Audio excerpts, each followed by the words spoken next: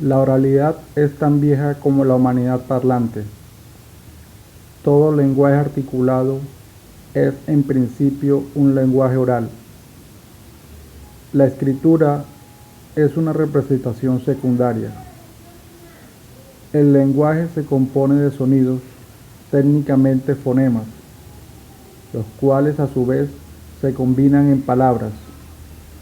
Las palabras se emplean como materia prima de la frase, de la oración y del discurso. Después de largo tiempo en que se veía el habla normal de la gente como algo casi carente de valor y trascendencia, de repente se descubre su importancia para la humanidad. Fenómenos orales que vale la pena estudiar por derecho propio, después de estar marginados durante largo tiempo por la ciencia. No es solamente la tradición oral del pasado la que actúa sobre las sociedades humanas, hay también una suerte de tradición contemporánea que se va forjando día a día y podrá permanecer durante algún tiempo. Por ejemplo, en las culturas populares urbanas, el narrador de episodios tomados de la vida real, de historias del presente, que envuelven a todos los participantes, de chistes y anécdotas. Hay pues toda una cultura oral contemporánea que nada desdice de la tradicional. La otra situación especial a la que toca referirnos es el resurgimiento de la oralidad primaria en el contexto de la modernidad.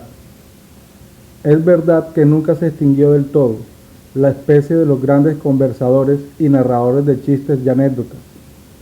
Ya se habla nuevamente de artistas y aficionados al arte de la narración, quienes organizan sus recitales y sus presentaciones ante públicos ávidos de retornar a las fuentes de la oralidad primaria.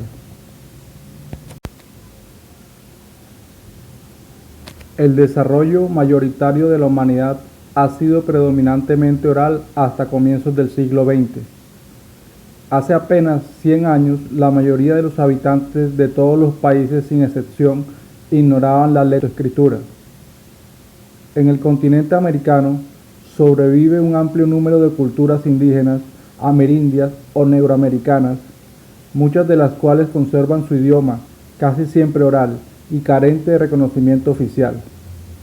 Históricamente, la escritura va resurgiendo por etapas a partir de figuras pictóricas o de otra índole que sirven de ayuda a la memoria para recordar ciertos objetos, ideas o tareas. La escritura expandió la memoria humana hasta nuevos límites. Nos permite atesorar con facilidad los conocimientos, experiencias, vivencias y otros contenidos mentales de la humanidad. Lo escrito, escrito está. Una vez que se haya fijado un texto por escrito, ya no es fácil alterarlo en ningún sentido. En cambio, el oral suele admitir modificaciones. La oralidad primaria se basa en el intercambio verbal directo entre personas que se comunican sin mediación alguna, en un diálogo directo y sutil, acompañado de una gestualidad y otras técnicas del cuerpo. En años recientes han surgido formas de oralidad secundaria. Ya no reviste mayor dificultad grabar o radiodifundir conversaciones. Las manifestaciones orales llevadas a los medios de comunicación se convierten inevitablemente en oralidad secundaria.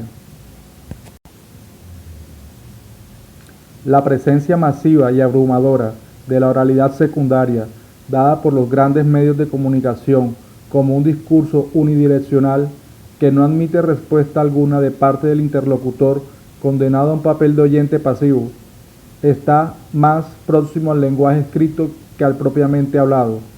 Sea como fuera, vivimos inmersos en hechos de oralidad secundaria.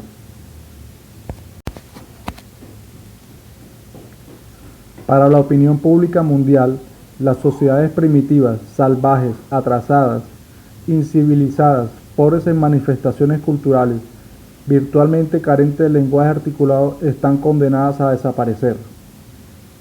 Dentro de un encuadre de tal naturaleza, sería bien difícil hacer resaltar los valores de la oralidad en estos pueblos.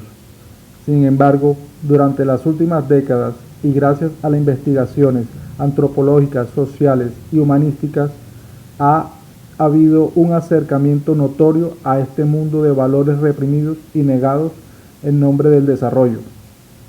El papel de la educación escolar puede entenderse como responsable por la destrucción y desintegración de las culturas tradicionales.